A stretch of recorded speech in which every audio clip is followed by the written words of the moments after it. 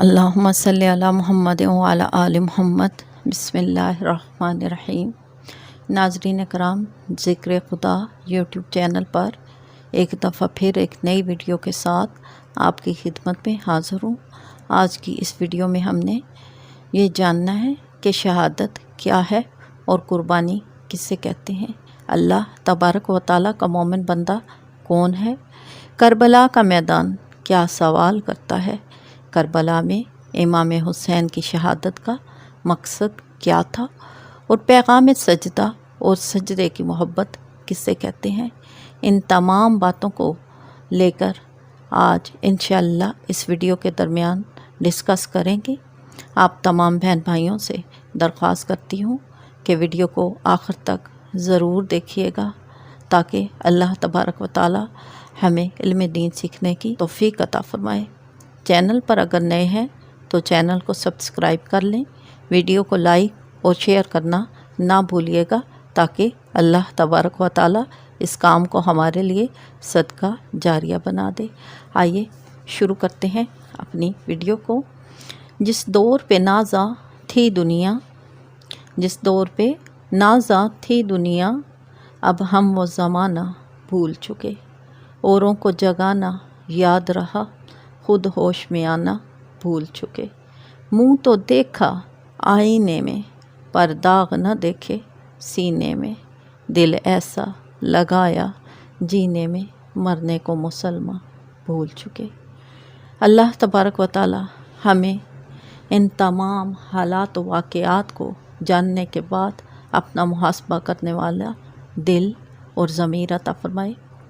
حضرت صدیق اکبر اپنے بیٹے کے سامنے کھانا کھا رہے تھے تو بیٹے نے باپ سے کہا، بابا جان آپ 3 مرتبہ میری تلوار کے نیچے آئے۔ باپ سمجھ کے میں نے آپ کے اوپر تلوار نہیں چلائی اور آپ کو چھوڑ دیا۔ ناظرین کرام، صدیق اکبر نے جب اپنے بیٹے سے یہ جملہ سنا تو نوالا، چھوڑ دیا۔ کہا، بیٹا اب اپنے باپ کا عقیدہ سن۔ بیٹا تڑپا اور بولا، بابا جان کیا ہے آپ کا عقیدہ؟ باپ کہتا ہے، بیٹا پوچھ۔ بیٹا بولتا ہے، کیا آپ کو مال سے پیار نہیں؟ جواب ملا، نہیں۔ بابا جان کیا آپ کو اولاد سے بھی پیار نہیں؟ جواب ملا، نہیں۔ بابا جان تو پھر کیا آپ کو اپنی جان سے بھی پیار نہیں؟ اس پر بھی جواب ملتا ہے، نہیں۔ اب صدیق اکبر بولے، اب سن اپنے باپ کا پیار کس سے ہے؟ بیٹا تڑپا اور ہماتن گوش ہے۔ والد مخاطب ہوتا ہے اور کہتا ہے، بیٹا اگر آج تو میری تلوار کے نیچے آ جاتا میں کبھی بھی تمہیں نہ چھوڑتا، بلکہ تیرے سر کو قلم کر کے رسول عربی حضرت محمد صلی اللہ تعالی علیہ وآلہ وسلم کے قدموں میں ڈال دیتا۔ یہ ہے رضا، اور اسے کہتے ہیں دین سے محبت، اور اسے کہتے ہیں وفا، اللہ کے ساتھ وفا، اللہ کے رسول کے ساتھ وفا، اس دین کے ساتھ وفا۔ اللہ تبارک و تعالیٰ کا مجھ گناہگار پہ بہت بڑا فضل اور مہربانی ہے، اور آقا کریم صلی اللہ تعالیٰ علیہ وآلہ وسلم کی دھول کا صدقہ ہے کہ جو اللہ تبارک و تعالیٰ نے مجھ ناچیز کو جناب فاطمۃ الزہرا کی نسل کی شان پر آواز بلند کرنے کا موقع عطا فرمایا۔ تھی جس کے مقدر میں گدائی تیرے در کی، تھی جس کے مقدر میں گدائی تیرے در کی، قدرت نے اسے راہ دکھائی تیرے در کی۔ رویا ہوں ہر اس شخص کے قدموں سے لپٹ کر جس نے بھی کوئی بات سنائی تیرے در کی۔ ناظرین کرام، قدموں سے لپٹ کر قربانیاں دینا بہت مشکل کام ہے۔ دین کو نبھانے کے لیے تو سر کٹانے پڑتے ہیں، دین کی خاطر رول جانا پڑتا ہے، مر جانا پڑتا ہے، مٹ جانا پڑتا ہے۔ ایسے تو نہیں جناب حسنین کی شان جنہوں نے دین کی خاطر اتنی بڑی بڑی قربانیوں سے بھی دریغ نہ کیا۔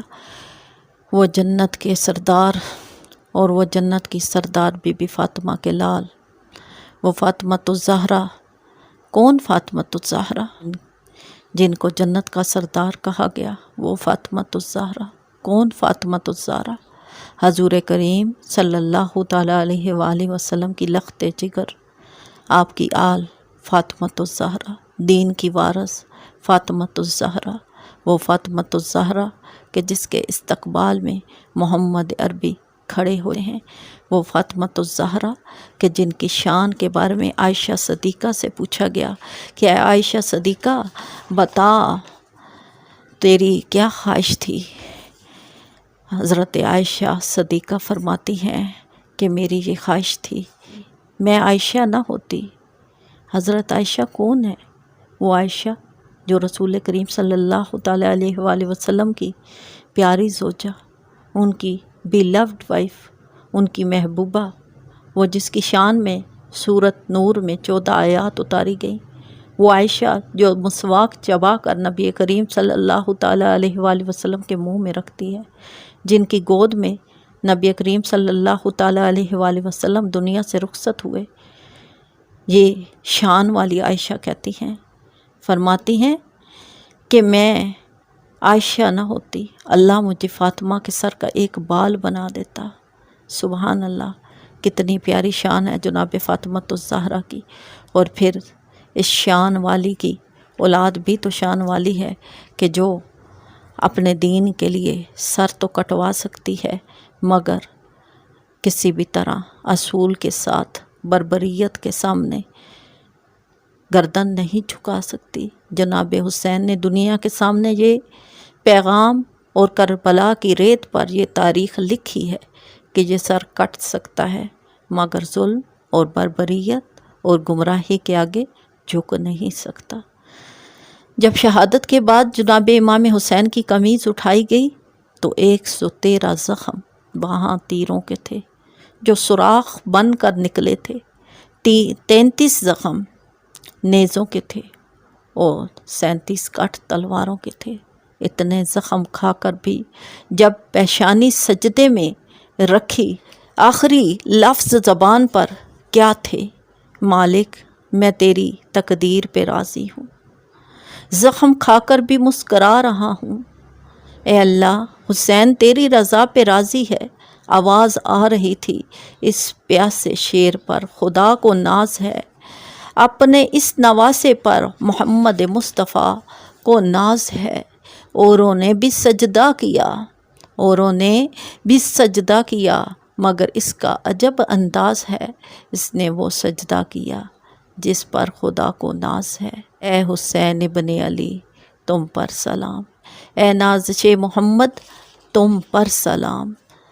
دیکھیں آج بھی سورج چمک رہا ہے، آج بھی دن کو دوپہر چڑھ جائے گا، لیکن وہ دوپہر یاد کریں کیسا منظر تھا کربلا کا کہ جب جناب حسین کا سر کٹا، جب جناب حسین کے نے سجدے کی حقیقت بتائی، وہ دھوپوں میں تپتی زمینوں کے سجدے، سفر میں وہ گھوڑوں کے زینوں پہ سجدے، چٹانوں کی اونچی جبینوں پہ سجدے، وہ صحرا بیاباں کے سینوں پہ سجدے، علالت میں سجدے، مصیبت میں سجدے، وہ فاقوں میں حاجت میں غربت میں سجدے، وہ جنگ جدل میں حراست میں سجدے، لگا تیر زخموں کی حالت میں سجدے، وہ نمازوں کی دہشت میں پر نور سجدے، وہ خنجر کے سائے میں مسرور سجدے، وہ سجدوں کے شوقین غازی کہاں ہیں؟ زمین پوچھتی ہے نمازی کہاں ہے؟ آج ہم سے زمین سوال کر رہی ہے اور وہ کہہ رہی ہے یہ سورج آج چمک چمک کر اس دوپہر کا پتہ دے رہا ہے کہ جب سکینہ نے اپنے چچا عباس سے پانی مانگا تھا اور ان کو تلواروں سے چھلنی کر دیا گیا، ان کے بازو کاٹ دیے گئے، یہ بتا رہا ہے کہ نبی کے نواسوں نے تو اپنا پورا خاندان دین پہ لٹا دیا، اور تم کہتے ہو دین پر چلنا مشکل ہے۔ جن کے پاس ٹھنڈے گرم پانی دستیاب ہیں، اے سی فریج دستیاب ہیں، مسجدوں میں قالین بچھے ہوئے ہیں، ارے وہ بھی تو تھے جو تپتی ریت پہ سجدے کے لیے سر کٹا گئے، اور تم کہتے ہو دین پہ چلنا مشکل ہے۔ کیا یہ دین جو ہمیں دیا گیا ہے یہ اتنا سستا ہے؟ کیا سجدے کو تو نے اتنا سستا جان لیا، آج وقت ہے، آج وقت ہے، توبہ کر لو، چلو آؤ کرتے ہیں توبہ کے سجدے، بہت تشنگی ہے توجہ کے سجدے، وہ راتوں کو خلوت سے معمور سجدے، وہ لمبی رکعتوں میں مسحور سجدے، وہ سجدے مددگار سجدے، غموں کے مقابل مددگار سجدے، نجات اور بخشش کے سالار سجدے، جھکا سر تو تلوار بنتے ہیں سجدے۔ سجدوں کی حقیقت سمجھو، سجدوں کی حقیقت سمجھو اور اپنے رب کے آگے سر جھکا دو، مسیحا کے آگے مداوا کے سجدے، ندامت سے سرے شکستہ سے سجدے، رضا والے سجدے، وفا والے سجدے، عمل کی طرف رہنما والے سجدے، خرافہ ادب التجا والے سجدے، بہت عاجزی سے حیا والے سجدے، نگاہوں کے دربان روداد سجدے، وہ چہرے کی زہرا چمکدار سجدے، سراسر بدل دیں گے کردار سجدے، کہ بن جائیں جینے کے اتوار سجدے، خشوع کی ہوا میں یقین والے سجدے، لحد کے مکی میں ہم نشین والے سجدے، وہ شافی محشر جبیں والے سجدے، وہ سجدوں کے شوقین غازی کہاں ہیں؟ زمیں پوچھتی ہے نمازی کہاں ہے؟ زمیں پوچھتی ہے نمازی کہاں ہے؟ ناظرین کرام، آج اس بات کی طرف میرا اشارہ ہے، اور میں خود سے بھی سوال کرتی ہوں اور آپ تمام لوگوں سے بھی سوال کرتی ہوں کہ جناب حسین پر کیا ہم آہ کرتے ہیں کہ واہ کرتے ہیں؟ جواب یہی دینا چاہیے کہ ہم ناز کرتے ہیں ابن علی پر، ہم آہ حسین نہیں، ہم واہ حسین کہتے ہیں۔ یزید مٹ گیا، اس کا نام مٹ گیا، حسین کل بھی زندہ، حسین آج بھی زندہ ہے۔ ارے کیسے زندہ نہ ہو؟ مرتا تو وہ ہے جس کی فکر مر جائے، مرتا تو وہ ہے جس کا نصب العین مٹ جائے، مرتا تو وہ ہے جس کا مشن مٹ جائے۔ حسین کا نام زندہ، حسین کے نام کے ساتھ اس کے نانا کا نام زندہ، حسین کا نصب العین زندہ، مقصد زندہ، مشن زندہ۔ آج بھی لوگ حسین نام رکھ کر فخر کرتے ہیں۔ کبھی دیکھا ہے؟ کبھی کسی کے بیٹے کا نام یزید بھی رکھا دیکھا ہے؟ کیوں؟ کیونکہ یزید وہ تھا جس نے سجدوں میں سر کاٹا، اور حسین وہ تھا جس نے سجدوں میں سر کٹوا دیا۔ کسی نے کہا تھا یہ دو شہزادوں کی جنگ تھی، تو کسی سننے والے نے ساتھ ہی کہا قلم میں زور ہے تو لکھ، حسین ہار گیا۔ زمانہ کل بھی کہتا تھا، زمانہ آج بھی کہتا ہے، حسین کل بھی زندہ تھا، حسین آج بھی زندہ ہے۔ جب حسین کا سر کاٹ لیا گیا اور خولی بن یزید نے اس کو نیزے کی نوک پر رکھا، رخ سر کا زمین کی طرف تھا۔ کسی زبان دراز نے جیسے ہی دیکھا تو زبان بلند کی اور کہا دیکھو سر زمین میں مل گیا ہے۔ تو اہل محبت نے کہا حسین نے ایک سجدہ کیا تھا، دوسرے سجدے کی تڑپ میں سر زمین سے ابھی تک اٹھایا نہیں۔ خولی نے یہ سنتے ہی سر فوراً اوپر کر لیا، تو اس پر دیکھنے والوں نے کہا ارے کم بخت، حسین کا سر کٹ کر بھی تم سے بلند ہے۔ اس بات کو دیکھتے ہی وہ شرم سے پانی پانی ہو گیا۔ پھر دیکھیں زین العابدین کے خطبے کو، دیکھیں کہ جب خیموں کو آگ لگائی گئی، زین العابدین اکیلے وہ شخص تھے جو زندہ بچے، کیونکہ اس وقت یہ بیمار تھے، 14 سال کی عمر تھی جب کربلا کا میدان ہوا، اور یہ بچہ اس عمر میں تمام لاشوں کو اکٹھا کرتا ہے۔ وہ تاریخ نے یہ واقعہ بڑے ہی دردناک الفاظ میں رقم کیا ہے۔ راوی کہتا ہے جب زین العابدین نے تمام لاشوں کو اکٹھا کیا، انہوں نے یہ منظر دیکھا، تو اس کے دیکھنے کے بعد انہوں نے کبھی ٹھنڈا پانی نہیں پیا، بلکہ کبھی دل بھر کے بھی پانی نہ پیا تھا۔ ہمیشہ یہ الفاظ کہتے کہ مجھے شہیدوں کی پیاس یاد آتی ہے، کہ کیسے ننھے علی اصغر کی جان نکلی، کیسی علی اکبر کی جوان بیوی بیوہ ہوئی، کیسے چچا عباس کے بازو کاٹے گئے۔ پھر آپ نے دمشق کے بازاروں کو دیکھا جہاں سے بیویوں کو گزارا گیا۔ یہ قافلہ کس طرح بسر و سامانے کی حالت میں وہاں سے گزر رہا تھا۔ اس پر یزید کے دربار میں جب پیش کیا گیا تو یزید نے آگے سے ڈرامہ کیا اور کہا کہ میں تمہارے سامنے نادم ہوں اور شرمندہ ہوں، میں نہیں چاہتا تھا کہ میں کسی طرح بھی یہ کام کروں، مگر ایک بات یہ یاد رکھیں کہ قاتل کی پشیمانی مقتول کی اہمیت کو بڑھا تو سکتی ہے مگر جرم کو کم نہیں کر سکتی۔ یہ سب تو اس کا ڈرامہ تھا۔ بعد میں اس نے اپنی چھڑی جناب حسنین کے دانتوں پر مارنا شروع کر دی۔ ابو بلدہ صحابی دربار میں موجود تھے، تڑپ اٹھے، بولے بدبخت اپنی چھڑی ہٹا، میں نے ان ہونٹوں پر رسول کریم صلی اللہ تعالیٰ علیہ وآلہ وسلم کے ہونٹ لگتے دیکھے ہیں۔ یزید نے جناب زین العابدین سے کہا مجھے افسوس ہے کہ میں نے یہ جرم کی، مگر میں تمہیں رعایت دیتے ہوئے کہتا ہوں کہ تم بدلے کی صورت میں مجھ سے 4 شرطیں منوا لو، میں وہ پوری کروں گا۔ جناب زین العابدین نے کہا کہ تم جناب امام حسین کا سر ہمارے حوالے کر دو تاکہ ہم ان کی تدفین کر سکیں۔ دوسری شرط یہ ہے کہ ہمارا قاتل ہمیں دے دو، اور تیسری شرط یہ ہے کہ ہمیں دمشق کی جامعہ مسجد میں خطبہ دینے کی اجازت دے دو، ہمارے وطن میں بحفاظت جانے دو۔ چنانچہ سر مبارک تو ان کے حوالے کر دیا گیا۔ دوسری شرط کے لیے کہا کہ ہاں بتاؤ کون ہے تمہارا قاتل؟ لوگوں نے کہا خولی بن یزید۔ خولی نے کہا میں نے نہیں، سنان بن عصا نے سر کاٹا ہے۔ سنان بن عصا نے کہا میں کیوں کاٹوں گا، یہ تو شمر بن جوشن نے کاٹا ہے۔ شمر بن جوشن نے کہا میں کیوں قتل کروں گا، میرا انہوں نے کیا بگاڑا تھا، اور مجھے ان کے قتل کرنے سے فائدہ بھی کیا تھا؟ حسین کو تو اس نے قتل کیا جس کو ان سے خطرہ تھا، جس کو تخت چاہیے تھا، یہ تو اس نے کیا ہے۔ اس پر یزید نے کہا میں یہ تمہاری شرط پوری نہیں کر سکتا، تم خطبہ دے سکتے ہو۔ چنانچہ 14 سال کا یہ بچہ مسجد میں داخل ہوا۔ خطابت اس کے گھر کی لونڈی ہے، گرجدار لہجوں میں لوگوں سے مخاطب ہوا۔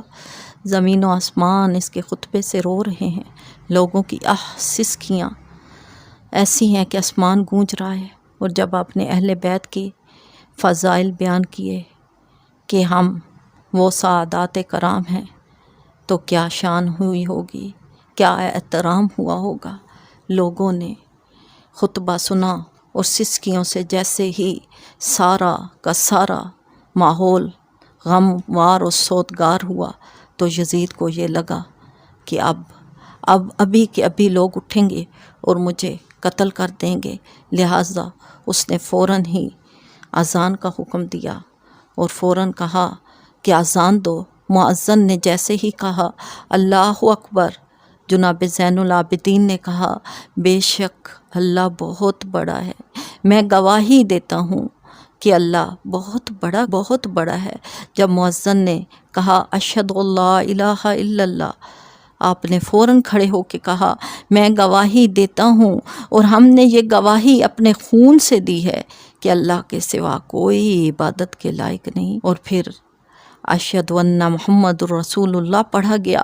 جناب زین العابدین نے یزید کو مخاطب کر کے کہا یزید سن، آج بھی منبر کے اوپر میرے نانا کا نام ہے، تیرے نانا کا نام تو مٹ گیا، تیرا نام مٹ گیا، حسین زندہ، حسین کا نانا زندہ، حسین کا دین زندہ، اور قیامت تک ممبروں پر میرے ہی نانا کا نام ہوگا۔ دیکھیں اصل میں قتل حسین اصل میں مرگ یزید ہے۔ اسلام زندہ ہوتا ہے ہر کربلا کے بعد۔ اللہ تبارک و تعالیٰ کے اس برگزیدہ بندے اس حسین ابن علی کو آج ہم سلام کرتے ہیں۔ اے حسین ابن علی تم پہ سلام، اے شہیدان محبت، لا لگو لا بدن، چمن چمن اندر چمن، اندر زندگی اے زندگی تم پر سلام، اے حیات اندر حیات اندر حیات تم پہ کروڑوں رحمتیں، تم پر کروڑوں برکتیں، اے حیات دین تم پر سلام، افتخار ملت بیدا ہے تو، رب کعبہ کی قسم یکتا ہے تو، یکتا ہے تو۔ فخر کا دل میں دریچہ باز کرنا چاہیے، جن کا تو آقا ہے ان کو ناز کرنا چاہیے۔ اللہ تبارک و تعالی ہم سب کو عمل کرنے کی توفیق عطا فرمائے، آمین۔